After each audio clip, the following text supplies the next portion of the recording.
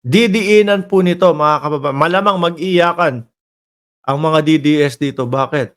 Eh di ba sila, halos sila yung nakasuporta sa China. Oh, Sa eto halos 8 sa wait lang. Dahan-dahan lang. O, game. Nasa halos 8 sa 10 Pilipinong botante ang nagpahayag na hindi nila susuportahan ang mga kandidatong tatakbo sa 2025 midterm elections na kasalukuyan o dating kampi sa China. Ayan. Oh, mga bossing. Ang sakit sa tenga nun, ano? 8 sa 10 Pilipino, mga bossing, ang nagsabi hindi nila susuportahan, hindi iboboto yung mga tao, no? Yung mga tao yung mga politiko na sumusuporta sa China. 73% mga kababayan. Yari. Kilala pa naman ng mga ano 'yon. Ako po kahit na po sabihin natin na 2028 pa naman ang pagtakbo para sa pagka-presidente ni VP Sara. Maaano din po 'yun mga kababayan, tatatak na din po sa isip ng tao 'yun. Kung ako nga hanggang ngayon nakatatak sa isip ko yung mga sinabi ni Loren Legarda. Naalala niyo 'yon? Yung biglang makakaliwa yung mga pahayag ni Loren Legarda.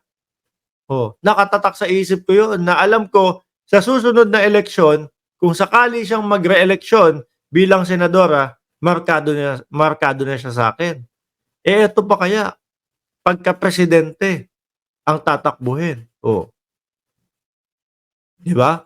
Tanungin mo ang BP, ano ang masasabi mo sa China? Ano ang masasabi mo sa West Philippine Sea? No comment. Wala ngang komento. Pero hindi ibig sabihin yun, gitna. Alam ng taong bayan kung ano ang ibig sabihin doon. Dahil pag nagkomento ang Vice Presidente na panig sa China, yari sa atin siya. Malamang yung 2028, lubusan na pong mapalayo sa kanya yun. Yung pagiging presidente. Kung magkomento naman siya na panig sa Pilipinas, yari naman yung side nila. Best friend ni dating Pangulong Duterte yung si Xi Jinping, di ba? Kaya no comment. Kahit anong mangyari, no comment siya dyan. Hindi siya magkukomento dyan. Mahirap na kaliwa kanan, kumang. Di ba? Kahit saan ang komento niya, wala. Yari siya. Pero kung tunay kang Pilipino, isa lang ang komento mo. Para ka sa Pilipinas. Di ba? Hindi ka yung Ching Chong, Shang Shang, yun po, mas may komento pa po ang Vice Presidente doon sa pa-Chinese kesa doon sa magbigay ng kanyang panig at kampihan at suportahan ng ating Presidente. Tuloy. Batay sa pinakabagong survey na kinomisyon ng Pulse Asia na isinagawa noong September 6 to 13, nasa 73% ng Filipino voters ang ayaw sa pro-China candidates. Nako, ayan pro-China candidates in the May 2025 national election, September 6 to 13, will support 5%, will not support 73%, hindi susupport, cannot say 23%. Ayan. Malaking bagay po, malaking bahagi po 'yun, mga kababayan, Willie Revillame, walang plataporma. Saka na lang daw tanungin pag nanalo na si Willie. Napakaaga naman kasi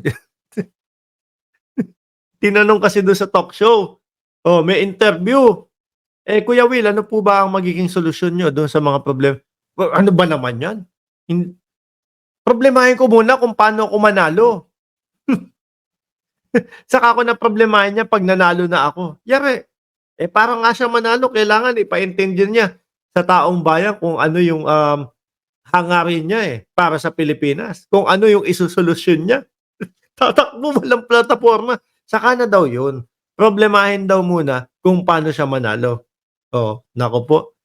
Nanganib din yung kandidatura ni Willie Revillame doon 5% sa kanila ang nagsabing tutulungan o susuportahan pa rin sa eleksyon ang mga nasabing mga kandidato. Habang 23% naman ang hindi masabi kung kakampihan ba nila ang mga ito o hindi.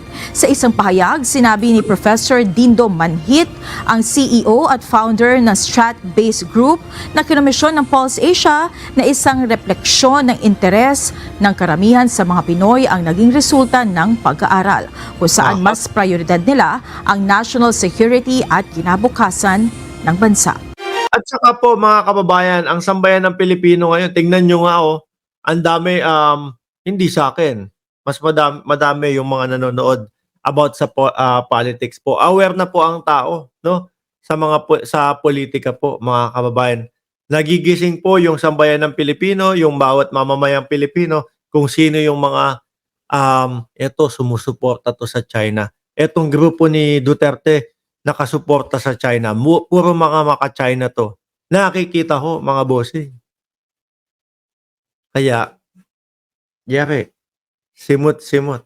Kaya ho ba, tingin nyo, wala na unti-unting mga natatanggal po sa top 12 itong mga sumusunod na mga pangalan? Sabi ni Sir Tony Ninobla, si Willie at Ipi lang kasama si Bundok sa Sakalam. Sabi ni Frozen Zone, mas malaki pa ang undecided kesa sa mga DDS. Correct, no? Kuya Will, sa kanila. Andyan si Wilfredo. Good day, hindi matutuwa at magagalit naman. Yan si Trillanes. Paano na yung statement ng Supreme Court na pwedeng makapasok ang ICC? O, basta tayo naman ho mga bossing Ang sa atin, kung hindi makapasok ang ICC, no? Basta kailangan magawan ng solusyon po, no? At mapanagot ng DOJ o mapanagot ng Pilipinas yung mga umabuso sa karapatang pantao. Di ba? Sabi ni D. Real Chua, who is promising for presidential sa 2028? Si Ontiveros, gamitin nyo kasi senses nyo. O, sabi ni Emma Roldan, dapat magpamisa tayo sa pagdating ng ICC sa bansa. Malapit na. Gusto nyo ba umarkila ako ng banda? Arkila ako ng banda kapag bababa na ng eroplano yung ICC, magtutugtugan na sila. O. Di ba? Magtutugtugan na tapos ihahatid na. O. Alam nyo po kung bakit karamihan mga kababayan ng mamamayang Pilipino nagsusumigaw po ng ICC? Siguro po nababagalan din po, no, sa kilos ng ating ng batas. Medyo malambot tayo Medyo malambot lalo na kapag yung mga tutugisin at yung mga pinag-uusapan po may mga posisyon sa gobyerno. Medyo mabagal po, mga kababayan. Anyway, sabi ni Asteroid, naku, wag yun, iiyak si Bato. Sabi ni Remedios, bayaan lang si BBM. Kung anong gustong mangyari. Ayan, bigay na lang sa Quadcom. Committee report nila sa ICC para di na mahirapan. Puro kayo ICC. Anyway, mga boss, Chief Amo, sir. Anong oras na ba dito? Alam ko, alas 11 na pala dito sa amin. Magkita-kita po muli tayo, mga kababayan. Mamayang gabi, alas 9 ng gabi, dito pa rin po sa Mark Ramos Channel. Huwag niyo pong kalimutan na mag-subscribe, mag-share, at mag-like dito po sa ating live stream, mga bossing. Ako po muna ay magpapaalam. Maraming salamat po at napasyal kayo dito sa aking munting channel. No? Mamayang gabi po muli, mga kababayan. Maraming salamat, Ma'am Maritel T, The Punisher.